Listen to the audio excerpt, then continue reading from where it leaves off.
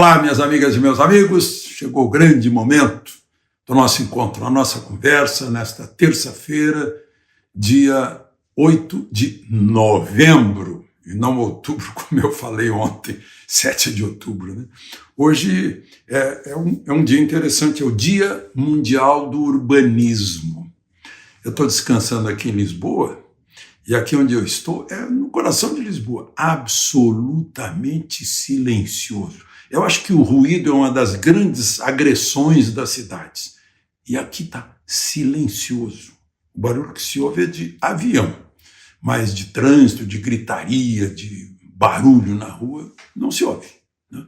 Não se ouve mesmo porque os imóveis aqui são protegidos por janelas de duplo vidro, uma vedação excelente. Bom, outra coisa aqui de Portugal é que, para lembrar hoje, é que num dia como hoje, em 2017, um brasileiro bateu o recorde mundial de surf. Pegou uma onda de 24 metros e 40 centímetros em Nazaré, pertinho aqui de Lisboa. O Rodrigo Coxa, mais um brasileiro que brilha por aí. Bom, vamos então aos assuntos de hoje.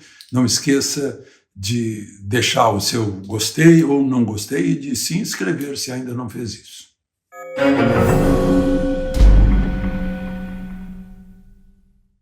Bem, amigos, primeiro assunto. Vocês sabem que o agro é a locomotiva do país, né? Contas externas, balanço de pagamentos, balança comercial, garantia alimentar, né? Uma riqueza pujante, movimentando o transporte, movimentando a economia, cresceu muito ultimamente e alimenta boa parte do mundo. 1 bilhão e 600 milhões de pessoas por aí, né? Em abastecimento de grãos, de proteínas, né? Pois o agro está preocupadíssimo e hoje me perguntaram, né, o que vai acontecer nesses próximos 50 e poucos dias que ainda restam do governo Bolsonaro. Eu disse, olha, vai ser um tempo de incertezas. Incertezas, povo na rua, né? A gente viu aí em Novo Progresso, lá no sul do Pará, choques entre Polícia Rodoviária Federal e manifestantes, caminhoneiros, população. Isso é perigoso, né? Essa incerteza da propriedade privada, por exemplo, agora mesmo, por iniciativa do ministro Barroso, Supremo decidindo criar comissões para examinar essa devolução da terra, né, na hora de invasão, a reintegração de posse, né, para os legítimos proprietários. Não, vamos esperar, vamos adotar um ritmo mais humano. Muitas vezes não dá para despejar assim de uma hora para outra, despejar invasor, mas o invasor é um ilegal. Ele invadiu propriedade alheia, né? Mas, enfim, é uma insegurança. A outra insegurança é o tal de marco temporal. É o artigo 351 da Constituição, é o capítulo dos índios, que diz que são de propriedade dos indígenas as terras que eles tradicionalmente ocupam. Ocupam o que é? Presente do indicativo.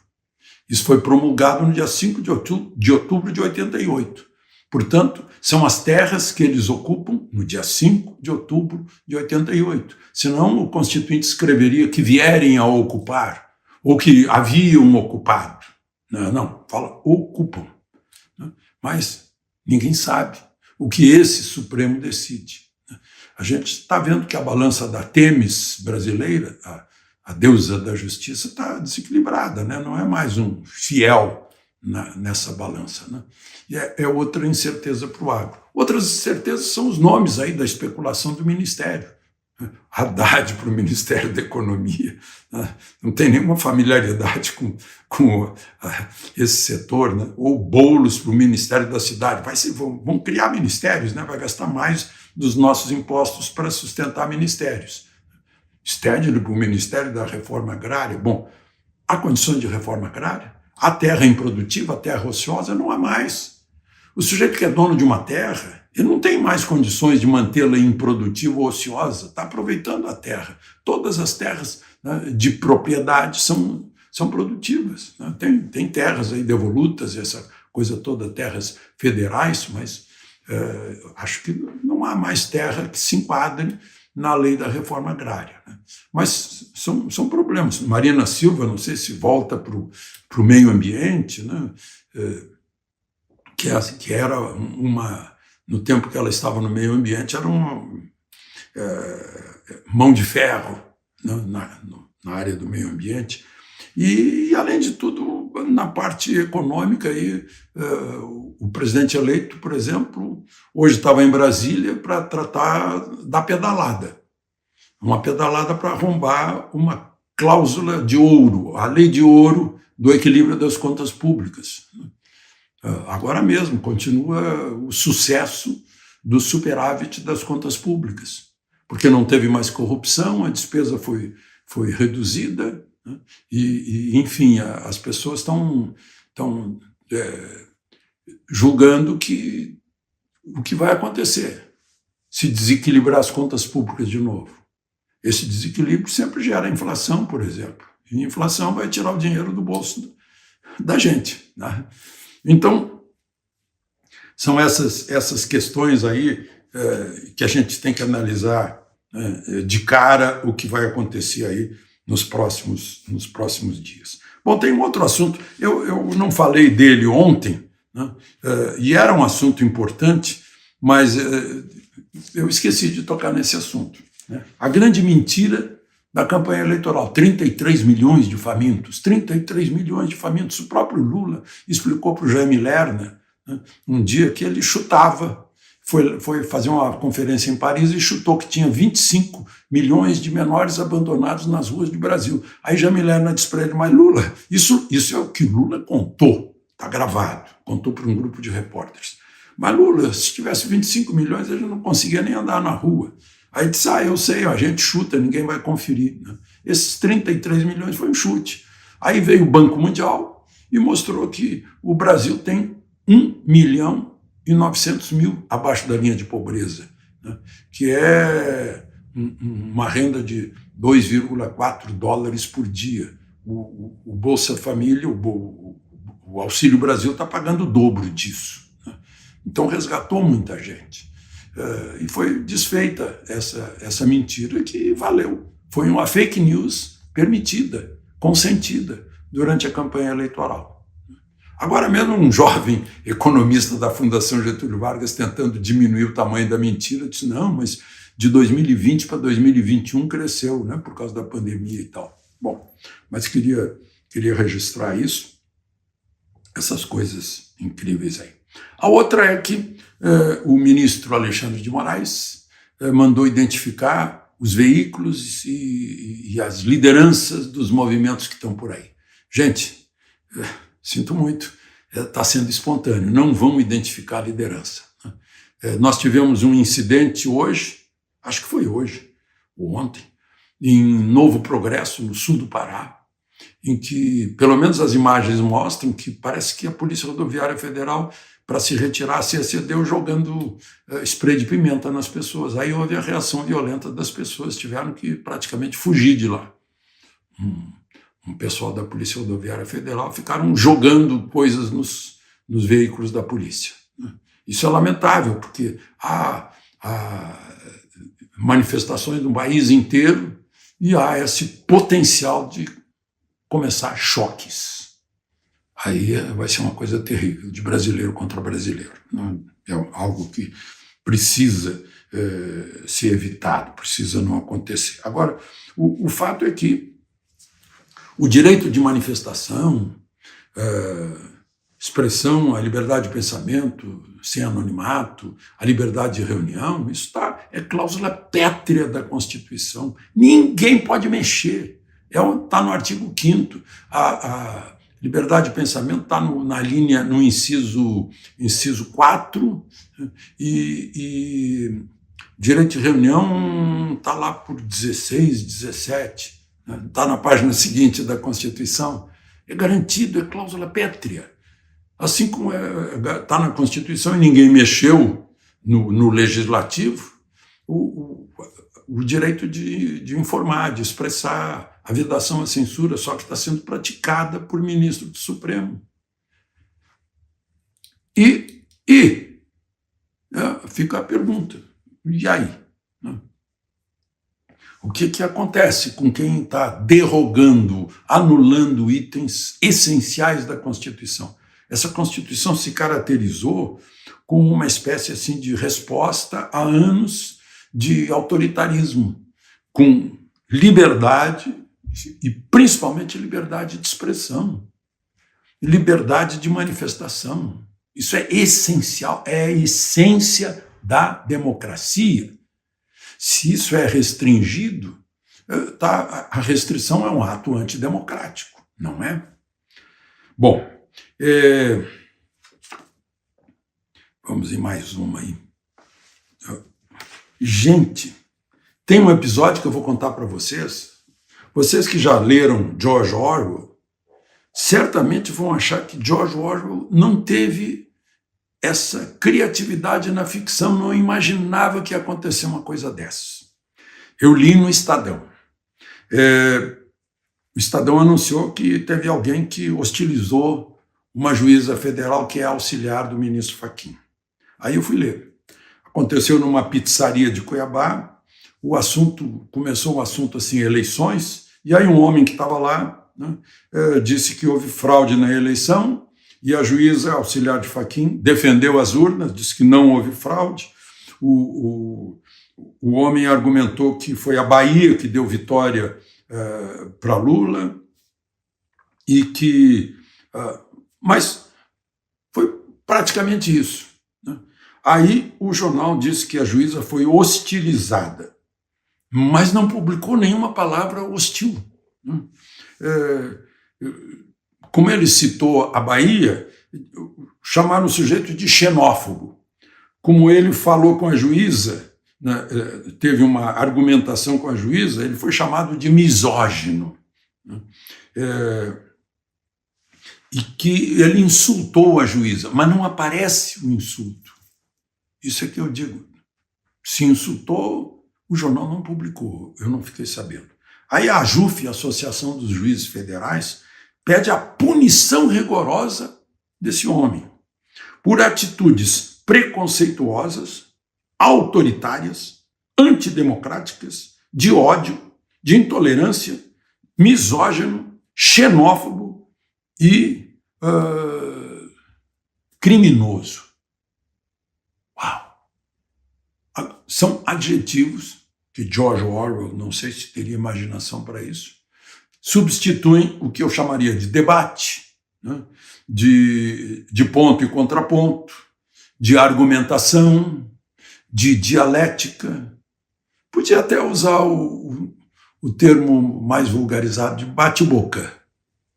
Mas se houvesse uma palavra hostil, eu acho que o jornal teria publicado. E aí eu vejo, né, parece que uma cortina de ferro de censura que baixa sobre o Brasil do Oiapoque ao Chuí. Em nome do politicamente correto já vinha há algum tempo, né? Mas é uma nova interpretação do direito de discutir, né? Bom, aí eu queria falar com vocês também sobre aquela CPI da Covid, que era palanque eleitoreiro e depois virou picadeiro de circo. O Procurador-Geral da República pediu para arquivar por ausência de elementos mínimos para abrir investigação contra o presidente Bolsonaro, seus filhos e seus aliados por incitação ao crime na pandemia. É um pedido da número 2 da Procuradoria, Lindora Araújo. É uma coisa incrível. Você sabe muito bem que quem incitou ao crime na pandemia é aquele que iludiu as pessoas dizendo, olha, não tem tratamento essa doença, vá morrer. Isso é uma incitação ao crime. Então, é diferente, né? Bom, gente, para encerrar, eu falei lá no início, né? Tem menos despesa, zero corrupção, mais arrecadação, menos imposto. Olha, o melhor saldo positivo das contas públicas, no dia em que está querendo se dar uma pedalada no teto de gastos, dos últimos 8 anos, 13,5 bilhões de saldo. Até amanhã. Aqui é Alexandre Garcia.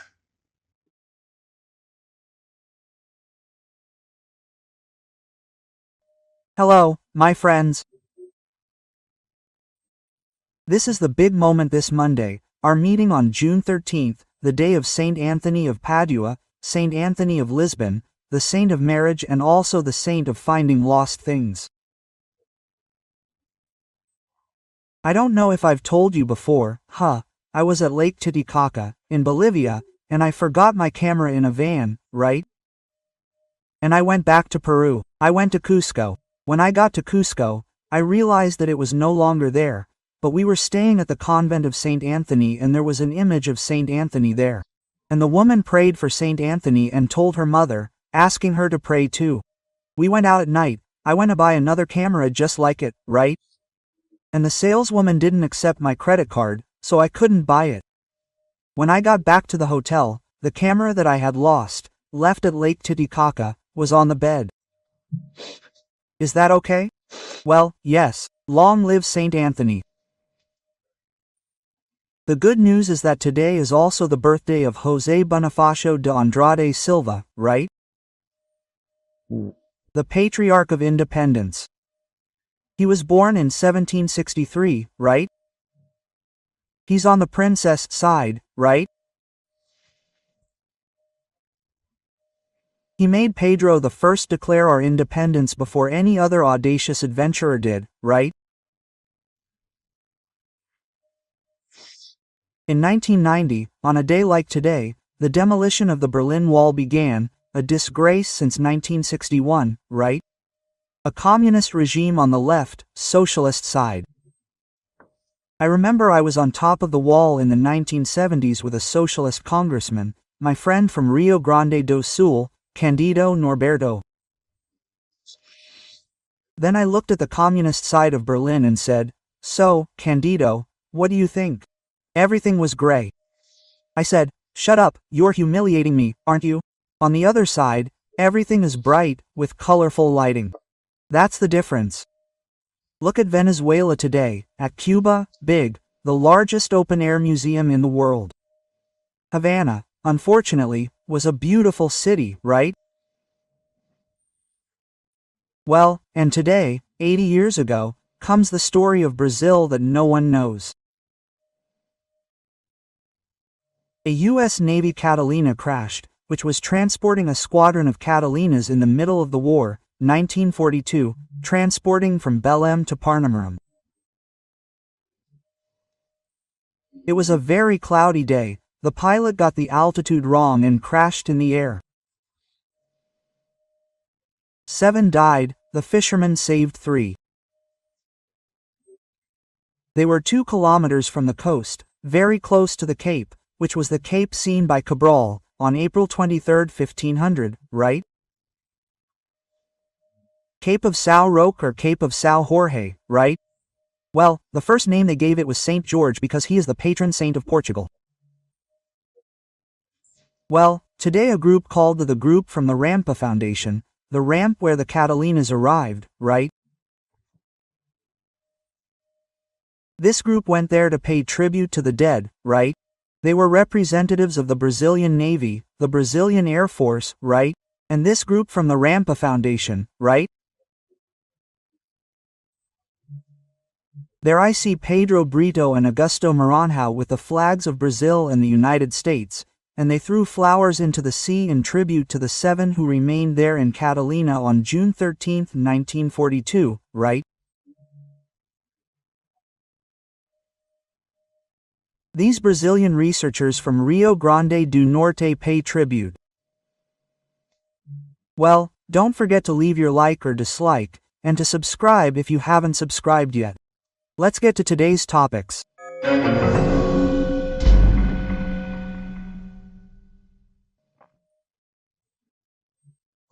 So, today's first topic is the direction or lack of direction of those who dreamed of the presidency of the Republic.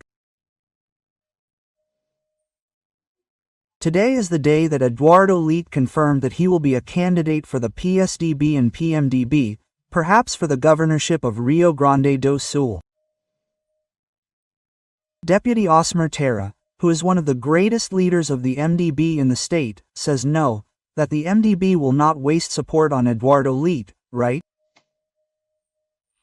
Well, Eduardo Leite, as we know, resigned from the state government to be a PSDB candidate for President of the Republic, for the same reason that João Doria resigned from the government of the state of São Paulo to be a candidate for the same party, for the same position. Just imagine. And today the PSDB does not have its own candidate for President of the Republic. There is Senator Simone Tebet, MDB, who is not supported by the MDB of the Northeast, right, nor by the MDB of Rio Grande do Sul, for example, right, and she doesn't leave the same place, right? Well, a similar case with Sergio Moro, who left the Ministry of Justice, are you the President of the Republic, right? And it was one fiasco after another, one after the other. He couldn't even transfer his electoral domicile to São Paulo.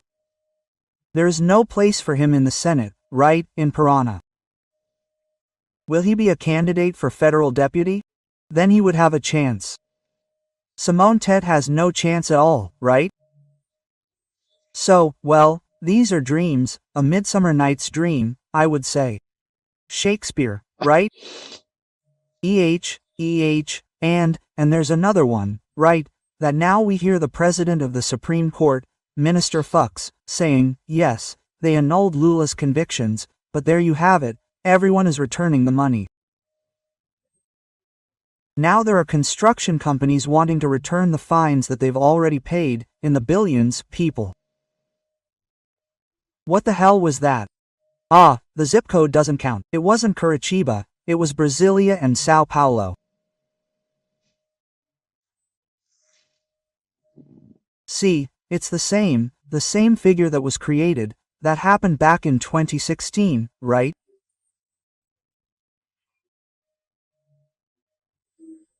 Well, when they convicted President Dilma, they made an explanation there, Lewandowski and Renan Calheiros, that they cut the only paragraph of Article 52 of the Constitution. And then they invented another one now to release Lula, right, who was convicted by 9 judges in 2 trials, right, with evidence, so much so that people were returning everything, acknowledging everything. And the same judge who gave the explanation is the one who is there in the electoral court now, giving explanations to the Minister of Defense, responding to the second letter from the Minister of Defense, Minister Fachin, saying, no, the armed forces are welcome, they can continue looking here, right? But wait, Article 37 of the Constitution says that public service is characterized by publicity. Everyone has to understand. It's a classic from the International Court of Germany that the vote count has to be understood by any member of the public, by any voter. We want to understand. I want to understand how my vote will be counted. I want to understand. I need to understand. It needs to be understood, right? The vote is secret, but the vote count is not. It's there in Article 37 of the Constitution, right? Publicity. This is an administrative service, counting votes, right? It's not a legal judgment, it's an administrative service. So that hasn't been addressed yet, right? I'm already changing the subject here to give this answer.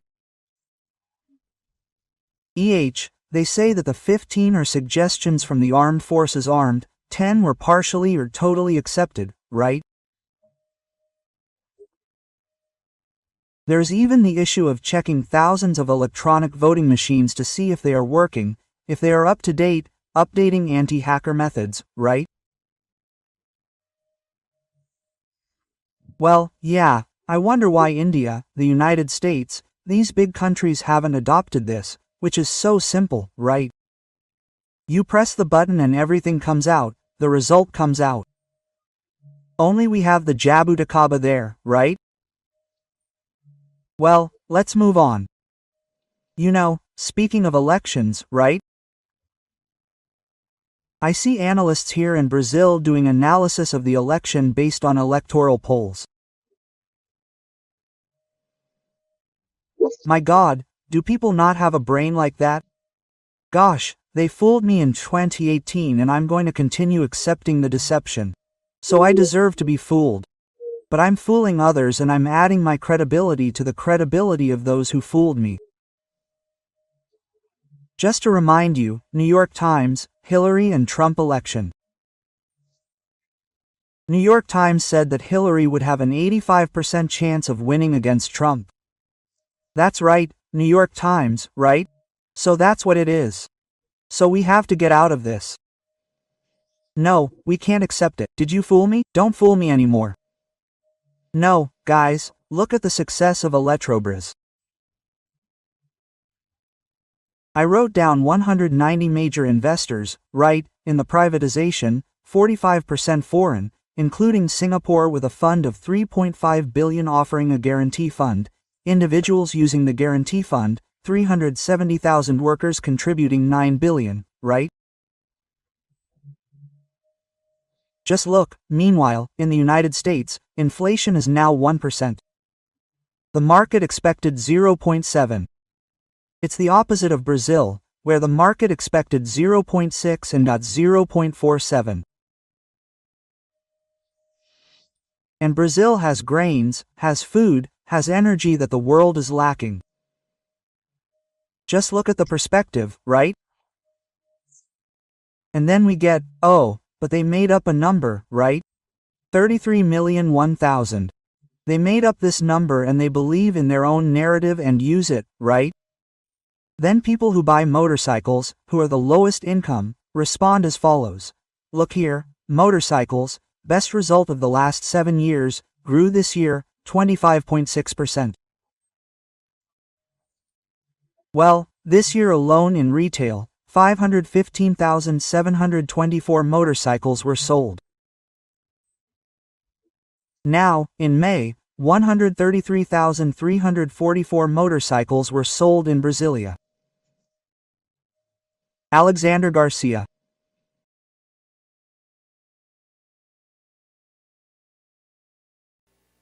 Olá, minha amiga, meu amigo.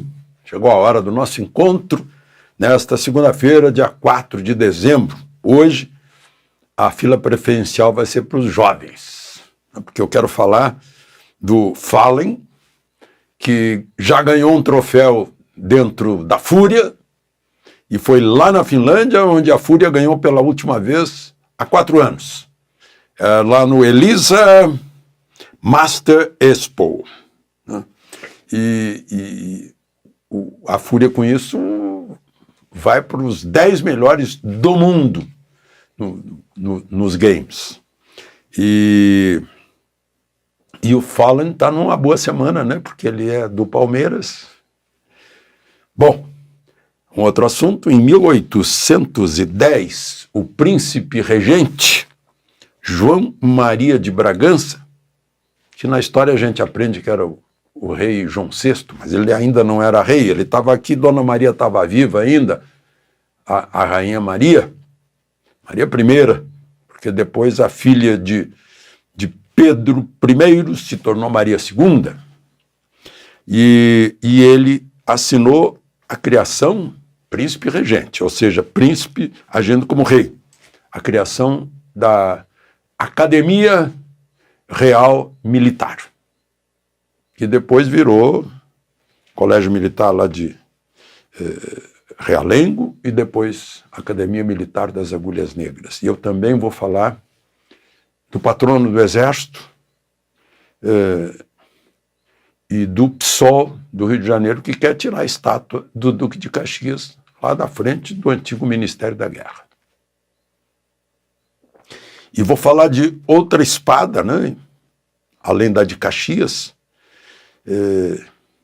a espada do Chaves, de uma espada que Bolsonaro ganhou hoje, a espada da liberdade, no dia em que, em 1865, Brasil, Argentina e Uruguai se uniram contra o Paraguai. Tomara que não haja agora a união dos venezuelanos contra a Guiana. Vou falar sobre isso também. Então vamos em frente, não esqueça de se inscrever e de fiscalizar a sua inscrição e ao final de deixar o gostei ou não gostei.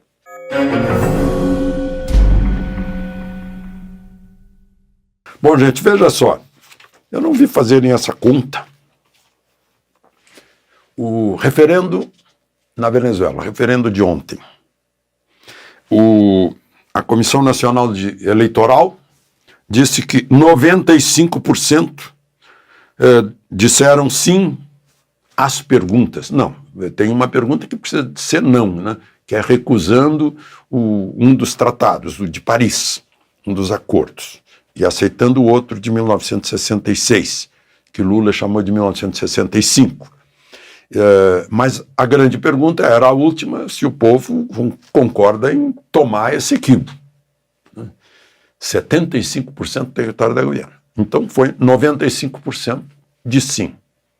Agora, quanto dá isso em relação ao eleitorado? Não dá metade. Sabem por quê?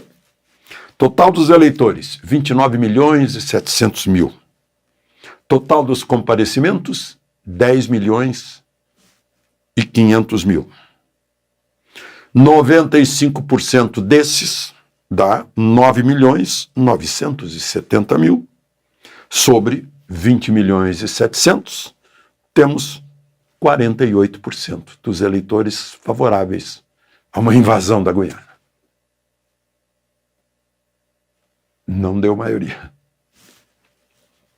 Eu diria que é um resultado fraco. Queria o apoio maciço da população para justificar uma invasão. E olhem que foi voto confiável, né? O próprio Maduro mostrou isso, eu já falei ontem aqui. Maduro primeiro votou na urna eletrônica, apertou todas as respostas, sim, sim, sim, não, sim, e apertou no outro botão que imprimiu o comprovante do voto.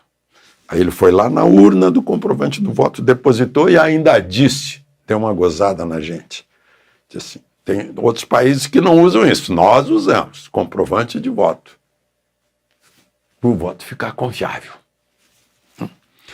Bom, e aí o presidente do Brasil, que é amigo do Maduro, o mesmo que havia recomendado aos amigos do Hamas, que recomendassem ao Hamas e tal, né?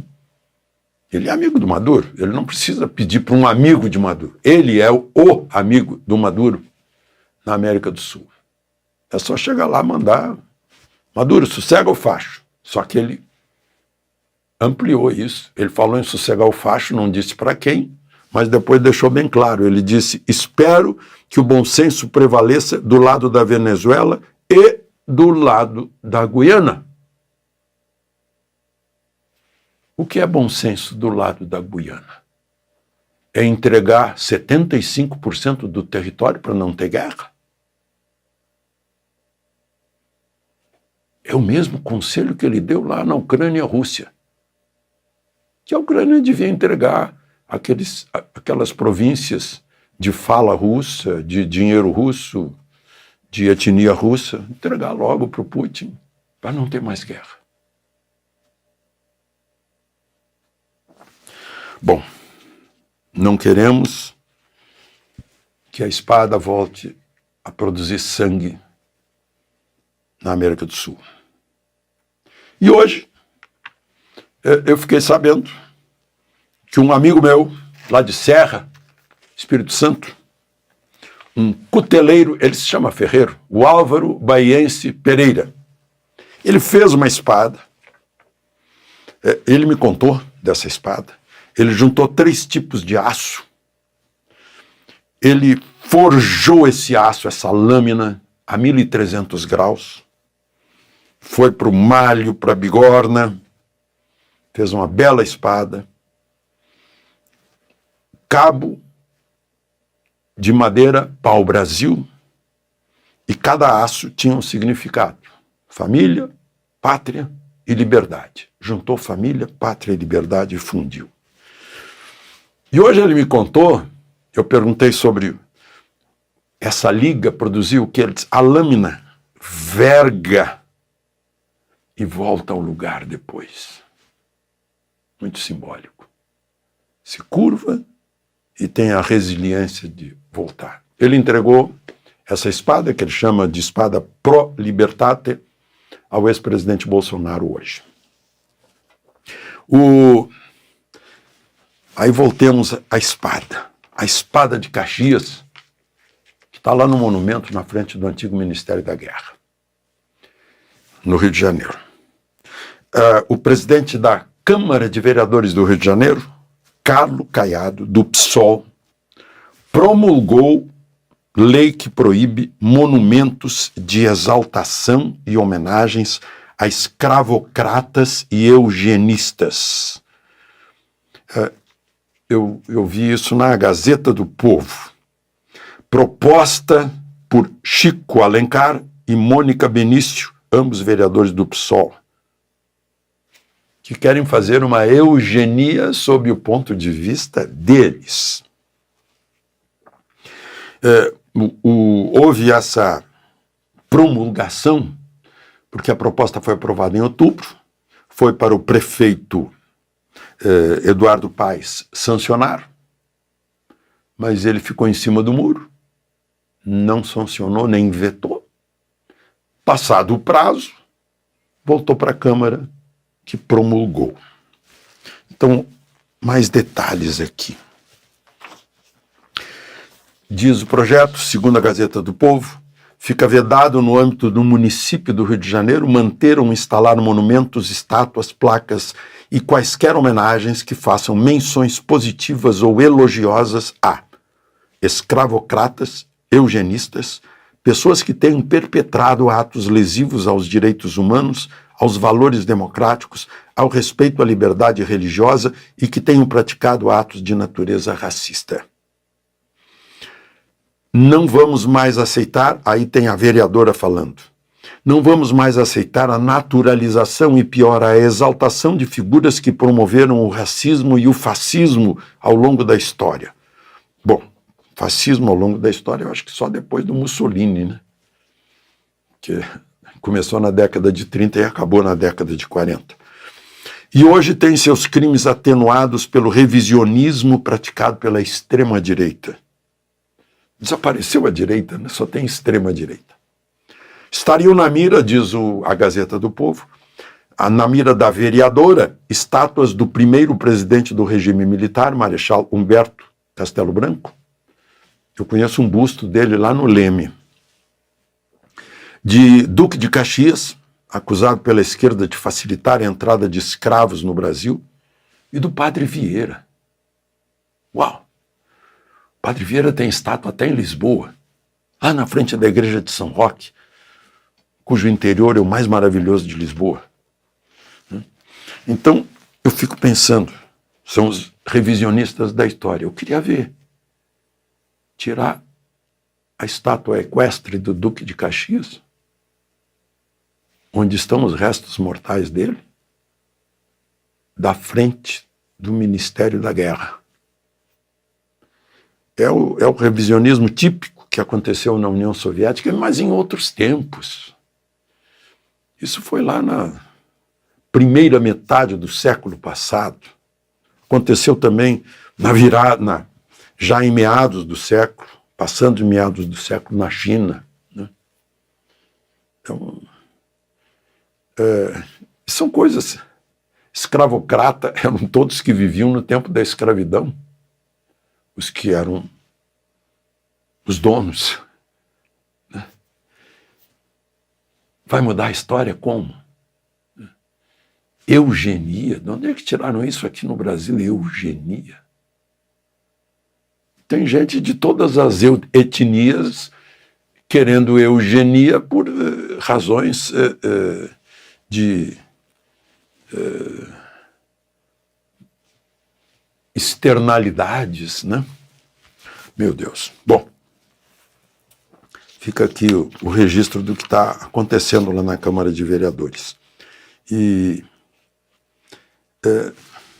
Só para encerrar, eu falei aqui para as rádios o outro dia, ontem, sobre filas de comerciários que tem que ir ao sindicato dos comerciários, no caso, né? Mas são todos sindicatos, para dizer que não querem pagar a tal contribuição assistencial. Olhem só essa fila, isso é de quinta-feira, repetiu-se quinta, sexta, sábado, com chuva, com sol, em Santa Cruz do Sul.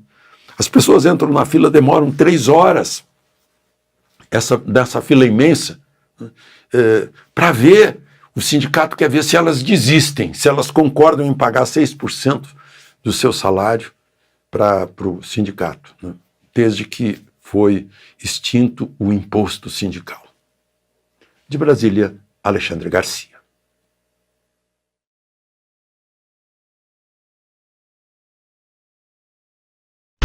Hello, my friends. It's time for our meeting this Wednesday, May 10th. On May 10, 1497, Italian Amerigo Vespucci left Spain to explore the lands of the New World.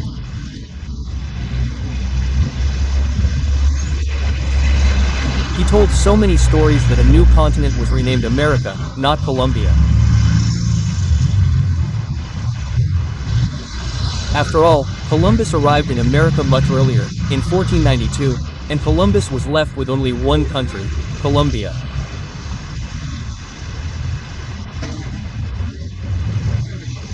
Rio Grande do Norte historian Camara Casket says that Amerigo was a loudmouth, making up so many stories that even Neptune, the Lord of the Seas, certainly wouldn't believe it.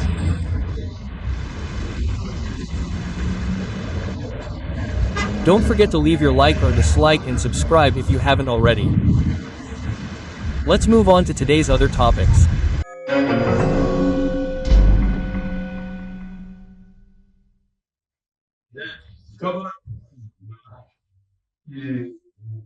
Folks, if Camara Cascudo thinks Amerigo Vespucci is a loudmouth, that is, he embellished his life, you can't even imagine what a US congressman is like, a Brazilian citizen, and the son of a Brazilian, George Santos.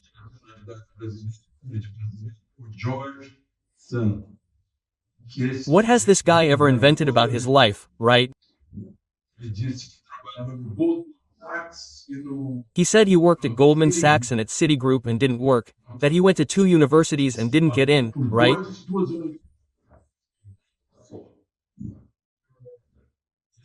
He said his mother was at the World Trade Center at the time of the attack, but she wasn't. He said his great-grandparents are Ukrainian, so to escape the Jewish Holocaust, they went to Belgium and then came to Brazil. Then it turned out his great-grandparents have been in Brazil for a long time, right? He was born in the United States, but spent his youth in Rio de Janeiro, in Niterói, where he is said to have swiped a checkbook from someone connected to his mother, right? That he was a drag queen, right, in his youth, right? He ran in the 2020 election for the Queens District to be a representative, a congressman in Washington, right?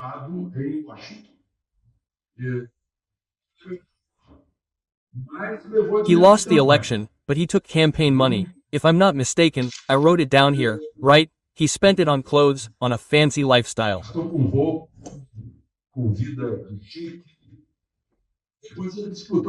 Then he ran for election in 22.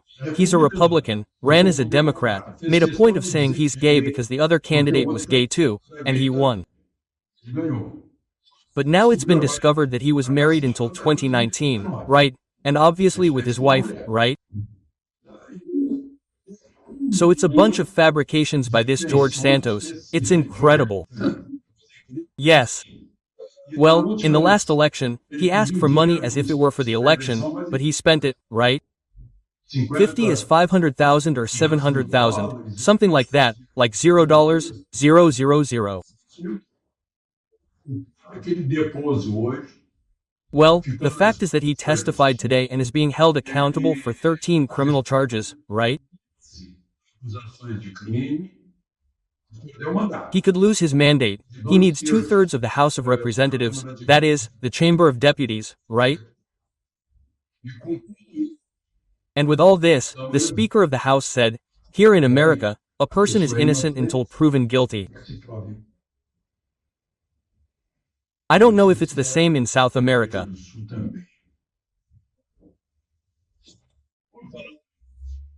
Well, speaking of which, Telegram at 3 p.m. deleted what was written, that I commented on yesterday, right? That the Minister of Justice was complaining, wanted to punish Telegram, because Telegram said that the censorship bill will cause censorship.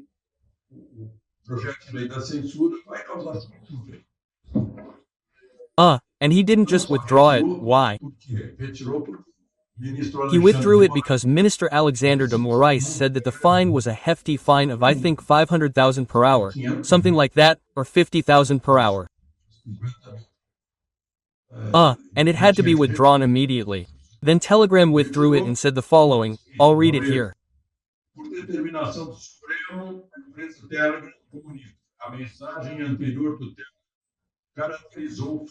By order of the Supreme Court, the company Telegram communicates the previous Telegram message characterized as blatant and illicit misinformation, attacking the National Congress, the judiciary, to the rule of law and Brazilian democracy, because it fraudulently distorted the discussion and debates on the regulation of social media providers and private messaging services, in an attempt to induce and instigate users to coerce parliamentarians.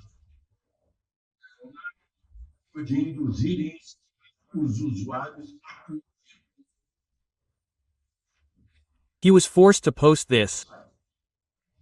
I don't know where this story of flagrant, illicit disinformation is written in the law, right? But it's not necessary anymore. It's written in the law, right? Yeah, he distorted the discussion.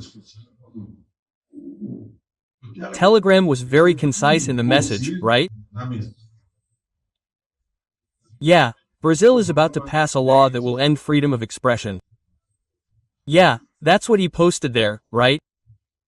Freedom of expression is something very, very dear to everyone. The freedom to speak, to say what one thinks, is guaranteed in the Constitution, Article 5 of the Constitution, freedom of opinion, without anonymity, of course. And there in 220, freedom of expression on any subject, prohibiting censorship. But it's written in the Constitution. I can only read what's in the Constitution, right? Well, talking about these restrictions, etc., right?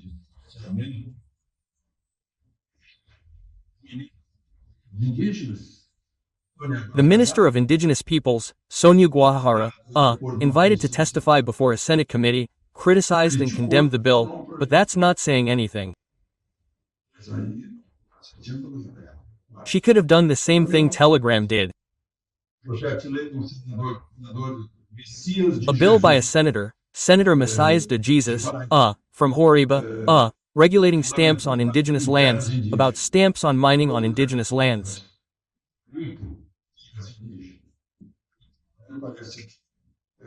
Telegram seems to have distorted things and such, and the minister didn't distort. She just said that mining is not an indigenous activity.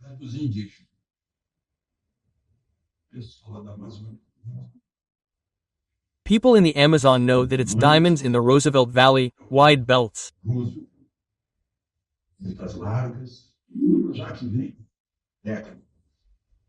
Problems have been going on for decades, with miners and diamonds leaving the country, through the western part of the country, and partnerships between miners and indigenous miners.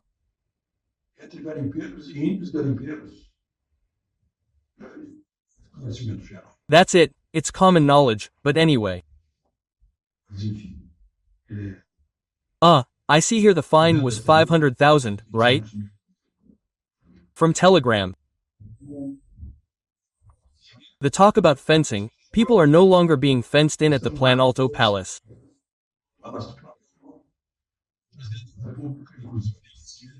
The President of the Republic even came down, went there to see, ordered the removal of the fences that have been there since Dilma's administration, when that impeachment movement began, and they stayed there, right?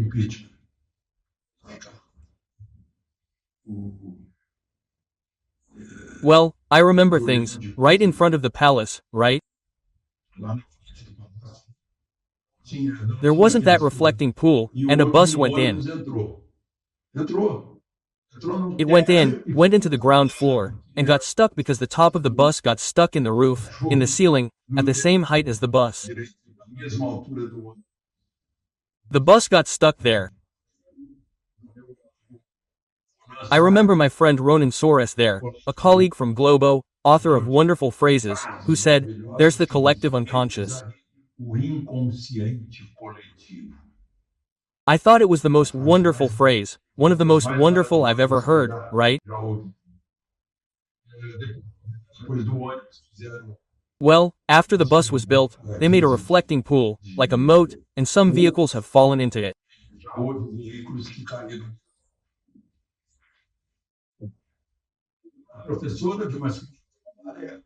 Well, a teacher at an elementary school in Aparecida de Goiânia posted on social media that she was wearing a shirt that said, "Be a criminal, be a hero."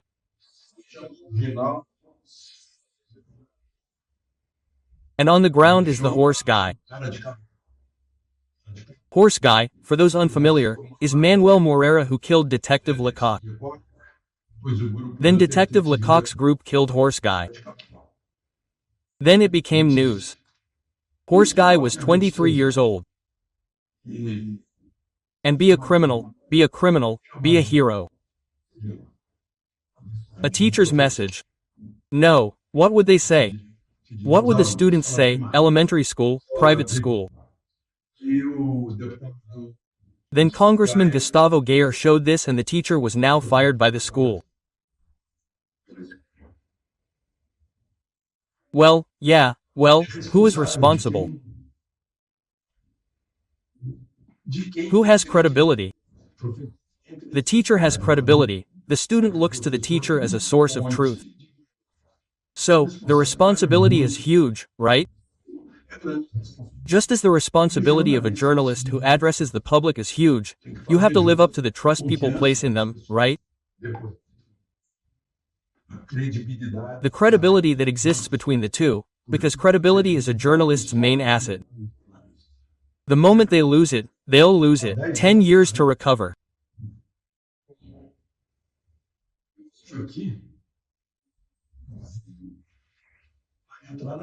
Well, I see here that Brazil will enter the war between Ukraine and Russia, because after the Brazilian president said that it was Ukraine's fault, the European country's fault, the European Union's fault for the continuation of the war, he tried to correct it.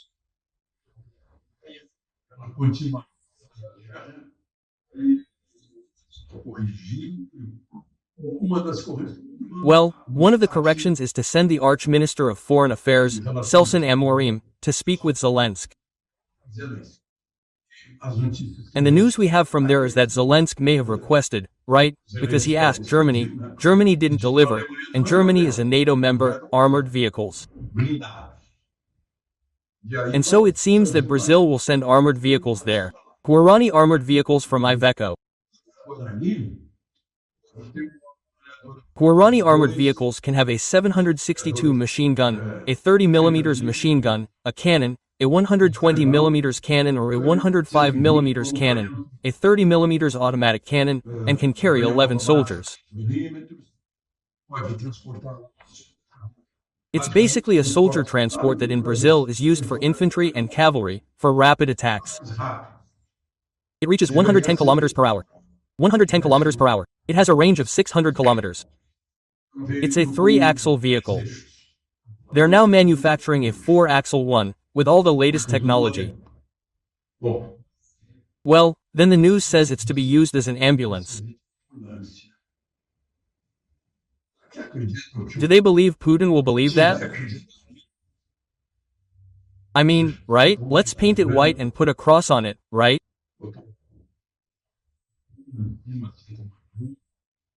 Put a cloth on top with a cross, a red cross. It would be for transporting the wounded from the front, but the front isn't there. The hospitals are close to the front, right?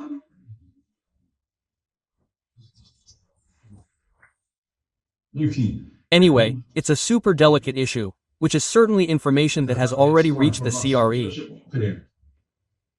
It's very delicate.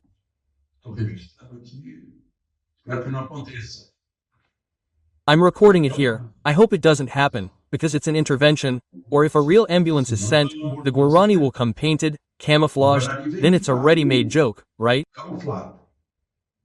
Aí já dá pronta, né? It will be camouflaged as an ambulance. It's one. Let's see what can happen. E por último, queria registrar de colega. Well, and finally, I wanted to record the loss of a colleague. He was my colleague at Globo. He was my companion, and above all, he was the one who recommended me to Sierra Academy of Literature and Journalism, Wilson and Biapina, aged 80. He spent some time in the hospital, but didn't survive. Tempo no hospital, mas não resistiu. E hoje, com muitos amigos dele, I spoke with many of their friends today, and they all speak unanimously of his character, his kindness, his extreme dedication to friendships, his loyalty, and his fidelity. tem uma dedicação às amizades. Here's the record. Está sendo He's being laid to rest at Sierra's house in Brasilia. From Lisbon, Alexander Garcia.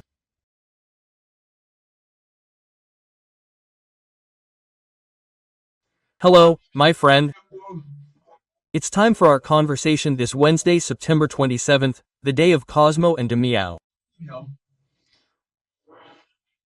The doctors of the time, 300 years after Christ, back in Asia Minor, who did good for free, the tradition, the cultivation of the traditions of Calm and Damião were brought to Brazil a long time ago, to the captaincy of Pernambuco, by Duarte Coelho, Dom Duarte Coelho.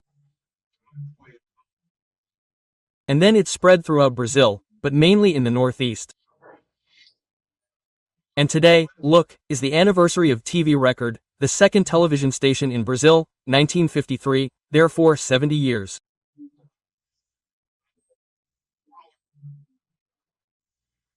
Founder Paulo Machado de Carvalho, who led the delegation of the winning team in the World Cup in Sweden in '57.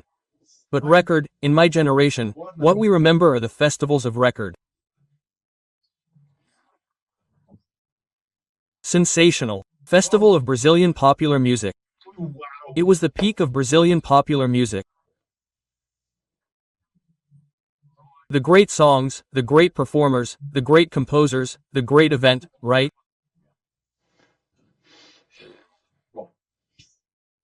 Well, in 1972, President Mais, at the height of the Brazilian miracle, inaugurated the first stretch of the Trans-Amazonian Highway, which was over 100 kilometers long.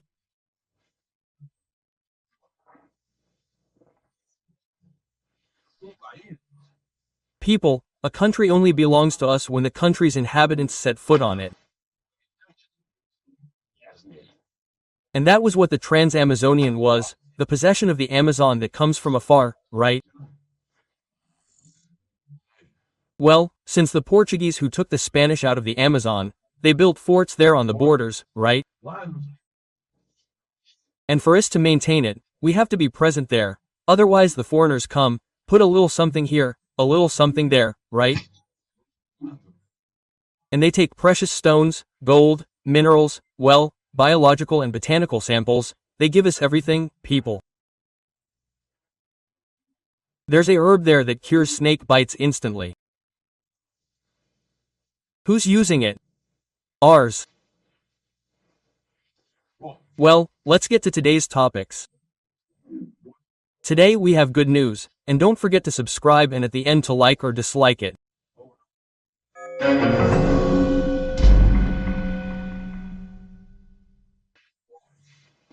Well, first of all, today's first topic, it seems like the cup is overflowing. The National Congress has backed down. He remained passive, he was beaten. He says the Supreme Court overrode Article 53, right?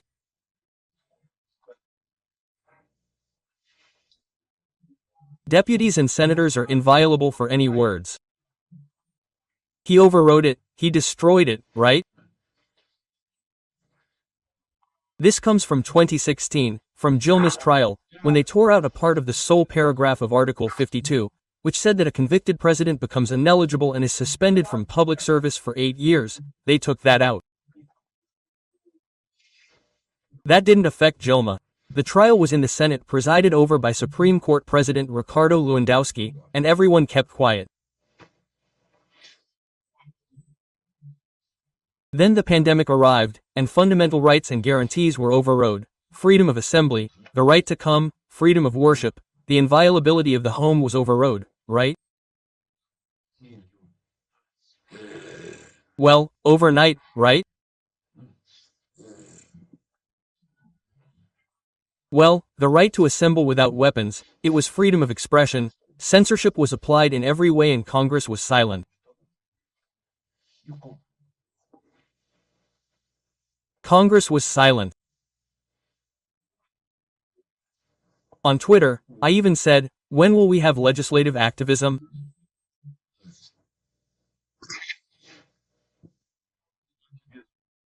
Because, in view of judicial activism, in view of what is stated in the second article of the Constitution, that the powers are autonomous, in view of Montesquieu's theories, of checks and balances of three powers, in fact, Dom Luis Felipe de Oles de Braganca, federal deputy, representative of the São Paulo PL, said that there are no longer three powers today. There are many other powers, right?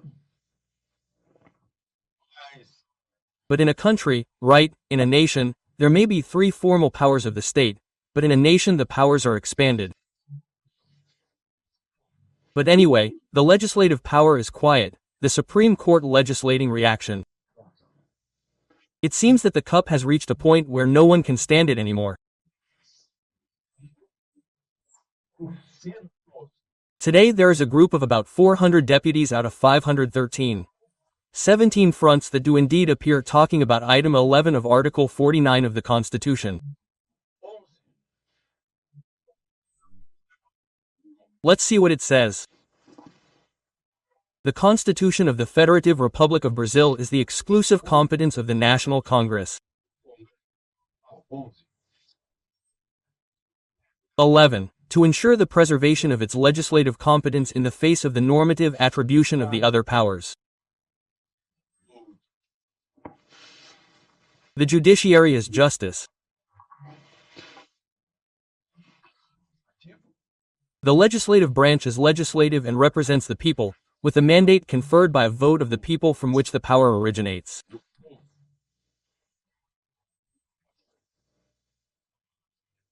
This branch is legitimate to make laws, monitor, and oversee the other branches.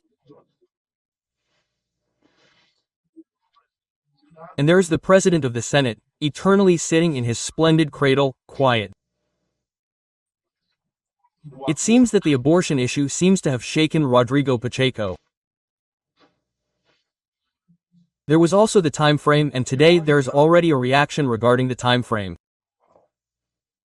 The Senate Constitution and Justice Committee is voting. Let's see the score here.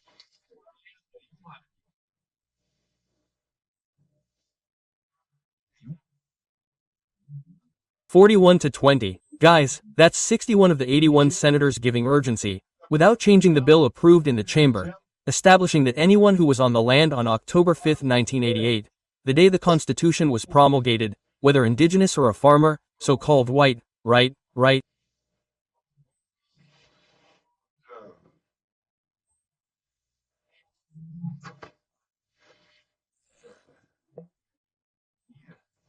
Well, from another ethnicity, African, Asian, European, whatever, proving that they were on the land on that day, already has a right to the land.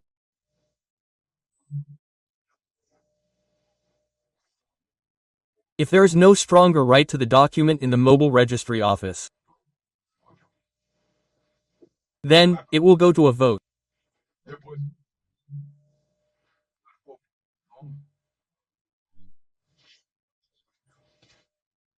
After the Supreme Court took a stand, saying that it is not open, establishing the end of peace in the countryside, establishing land insecurity, re-establishing something that is even similar to the Serra do Sofox, with which there was a reservation on the border.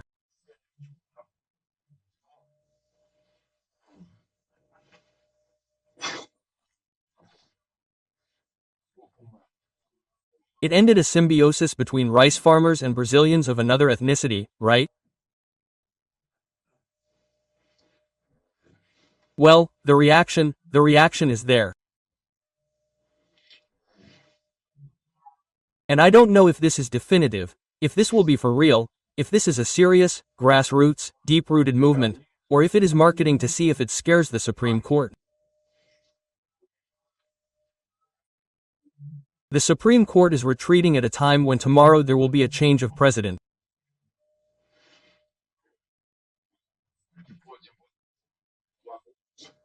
Rosa Weber, who put the issue of abortion to a vote, is out, legalizing abortion as a contraceptive, I don't know, up to 12 weeks, I don't know based on what. 12 weeks, I don't know based on what. The second article of the Civil Code states that it is the state's obligation to protect the rights of the unborn from conception, right? And the Constitution states in Article 5 that the first right is the right to life. And let's leave the Constitution aside. This is a natural right, my God. The right to life is a natural right. Call it divine or whatever name you want to give it. It is a natural right. It is far above anything else, because it is above us. Nature is above us. We are part of it, right? And I called nature whatever name you want, right?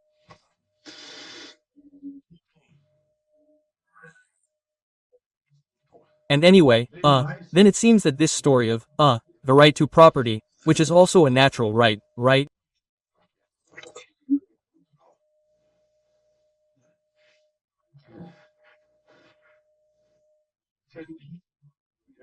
Ever since the descendants of Adam and Eve, the first primates, hominids, homos and homo sapiens, began to divide the land, right?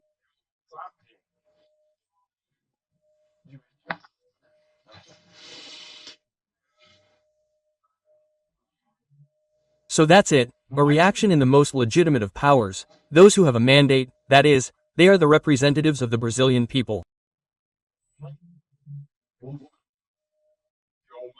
If this is a democracy, the power lies with them first. In fact, it is the first of the powers in the second article of the Constitution, legislative, then executive and judiciary. Lastly, because it doesn't have a vote, right?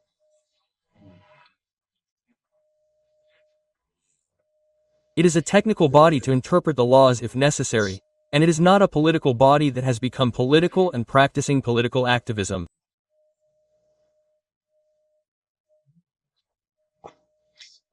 Well, tomorrow I said that Minister Barroso will take office. Just look, Minister Barroso, a minister of the Supreme Court of a country, addresses a person who has lost him, I don't know, money.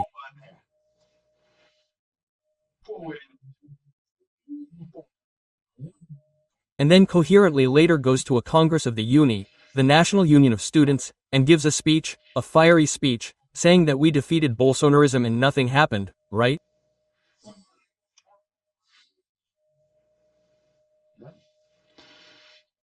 It is part of that passivity that I mentioned earlier. Now the news is coming out that the federal police is about to arrest those who directly participated in the coup acts of January 8. Well, one that was not a coup act, it was a riot, vandalism, right?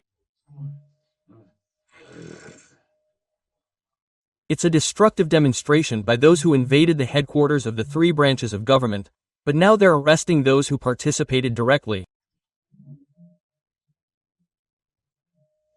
Do you mean that the others were indirectly involved?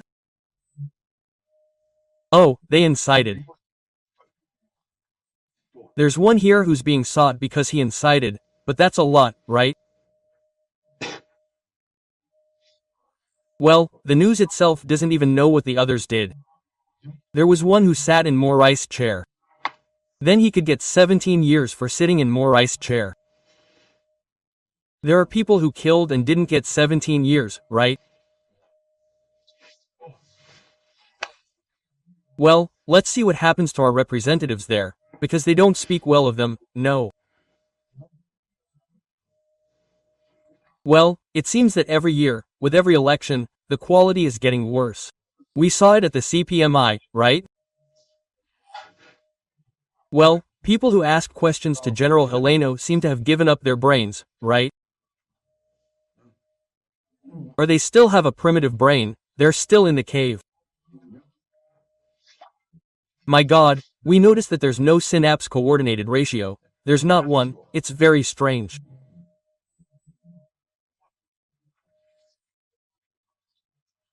It's a great shame that someone should arrive at the Senate with a head like that, representing a state. So, my God, from Brasilia, Alexander Garcia.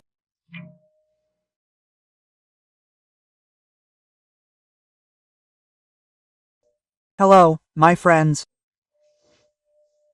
I'll start with a sad note about March 2nd. In 1996, the plane carrying the Millones assassinos crashed.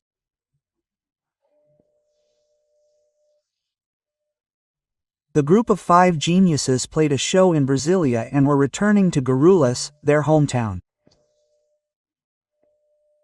They had to go around and circle around to land again and crashed into the Serra da Cantareira. They all died. All brilliant, intelligent, funny, wonderful. It's sad to remember that we lost the Millones assassinos. On one album, they sold 1,800,000 copies in 1995. Well, I was just looking here, right? I wrote it down. I was reviewing the lyrics to their songs, right? Zé Gaguino, a female Orlinda, Donkey Celestino, Robo, Robocop gay, Renato the Gaucho.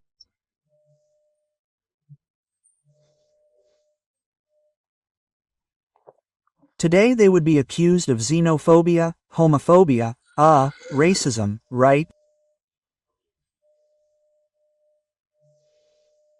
By today's standards, they would be totally politically incorrect.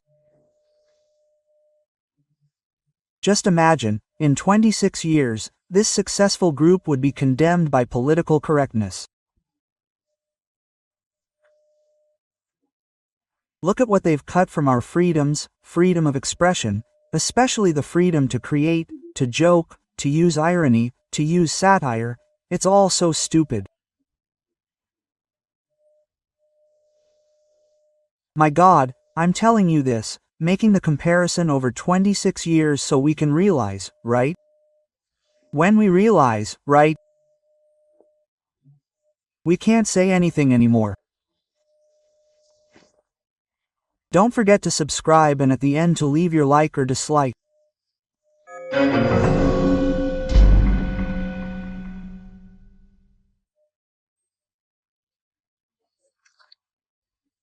Guys, Supreme Court Justice Ricardo Lewandowski has now suspended the latest case against Lula, the purchase of Swedish fighter jets, the Gripen, right?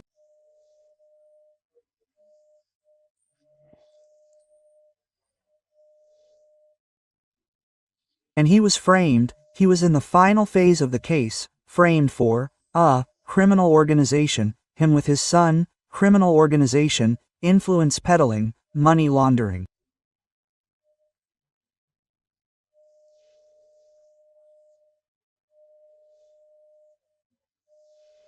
Hackers hacked into the prosecutors' cell phones and found biased positions.